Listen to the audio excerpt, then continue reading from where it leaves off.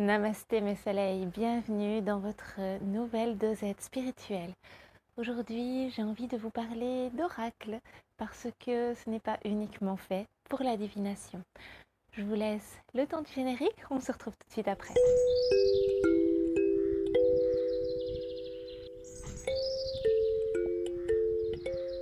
Dans la vidéo d'aujourd'hui, on va parler d'oracle. C'est quelque chose qui vraiment me tient à cœur depuis un certain temps parce que j'ai invité des amis chez moi et je me suis rendu compte que ces amis qui ne pratiquaient pas du tout le yoga, qui n'étaient pas portés sur la spiritualité, ont vu mes oracles dans un coin de la pièce et ont réagi assez fort en me disant oh, tu es un marabout, tu es une sorcière. Ils ont eu peur. Et je me suis dit, mais pourquoi pourquoi peut-on avoir peur de quelque chose, voilà, simplement une aide spirituelle. Et donc j'avais envie de désacraliser un peu ce que peut être un oracle qui pour moi est malgré tout différent d'un tarot.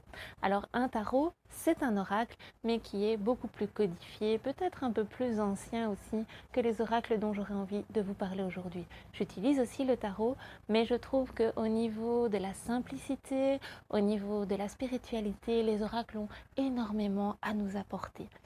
C'est quelque chose de très simple et moi j'ai envie de vous en présenter trois que j'affectionne particulièrement. Petite précision, je n'ai d'accord avec aucun de ces oracles, je ne connais pas du tout les vendeurs. Voilà, c'est vraiment des choses que j'aime, que j'ai achetées ou que j'ai reçues et qui me parlent à moi profondément. Pourquoi est-ce qu'on utilise un oracle?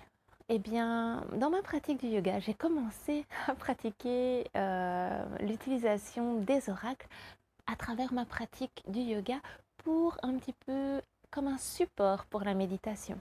On mélange le jeu, on choisit une carte, le hasard ou la synchronicité de l'univers choisit une carte pour nous et on réfléchit sur le thème qui est abordé.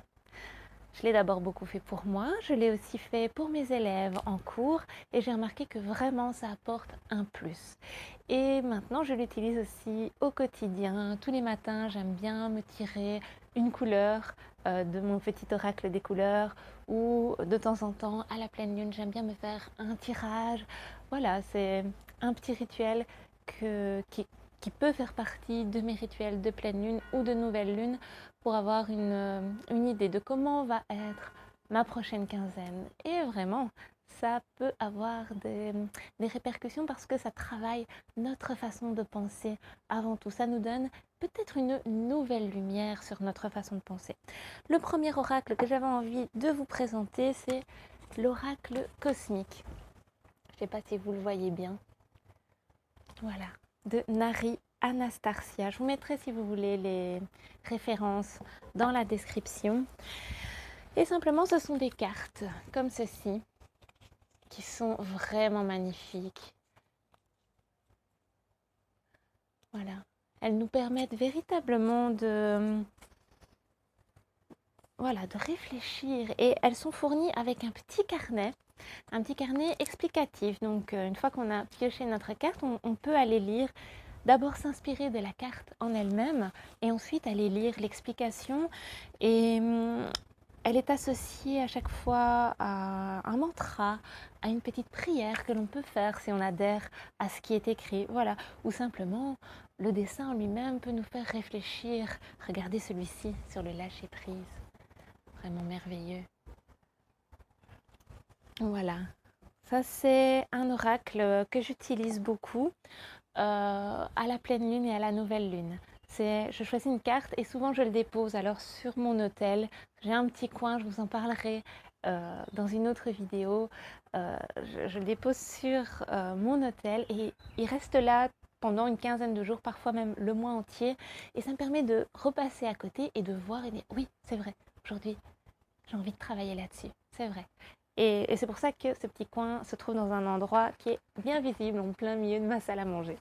Le second oracle dont j'aurais envie de vous parler, c'est celui-ci qui m'a été offert par ma meilleure amie, qui est le petit oracle des couleurs. C'est vraiment une pure merveille. Ce sont des petites lames comme ceci. Et simplement, on pose la main au-dessus, on réfléchit. Éventuellement, on pose une question.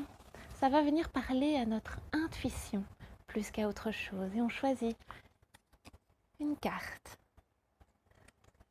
Elles sont présentées comme ceci. Vous voyez ? Et elles nous permettent vraiment de réfléchir, de s'inspirer. Et ça, c'est vraiment le genre de petit oracle que j'utilise vraiment tous les matins. Hop, hop, hop, je réfléchis 2 secondes, je me pose un quart de minute, je pioche ma petite carte et j'y pense parfois oui, parfois non dans la journée. Voilà, ça me permet d'avoir une petite intention pour ma journée. C'est chouette aussi ça. Et un autre oracle qui est mon tout premier oracle, celui des ombres et de la lumière de Lucy Cavendish. Celui-ci, je l'ai acheté, je ne savais pas vraiment à quoi m'attendre, je ne savais pas vraiment ce que j'attendais et j'ai eu une connexion vraiment incroyable avec cet oracle. Les cartes sont servies dans un petit sac très mignon et vous voyez, les cartes, elles sont vraiment splendides. Elles interrogent un peu une part d'ombre en nous et c'est peut-être ce qui me plaît. Elles viennent chercher la part d'ombre, elles viennent titiller ce qui est intéressant à travailler justement. Et donc voilà, c'est un oracle qui est beaucoup resté sur ma table de nuit et qui me permettait de tirer une petite carte avant d'aller me coucher, pas tous les jours, vraiment une fois de temps en temps quand je le sentais, quand il m'appelait. Euh, et de réfléchir à cette situation-là en particulier pour quelques jours. Je le laissais sur ma table de nuit alors et ça me permettait de m'en souvenir le lendemain matin et de laisser aussi l'intuition venir travailler ça toute la nuit. Parce qu'au final, les oracles, c'est surtout une histoire d'intuition. Ça vient chercher ce qui est caché en nous, ça vient chercher vraiment notre part d'ombre et ça vient aller chercher au niveau du chakra coronal tout ce qu'on n'a pas l'habitude de mentaliser, tout ce qu'on n'a pas l'habitude de dire et de communiquer sont parfois des choses un peu cachées et tellement intéressantes à travailler. Alors voilà, c'était une petite présentation assez brève sur un coup de tête. J'espère vraiment que ça vous a un petit peu éclairé sur l'utilisation des oracles.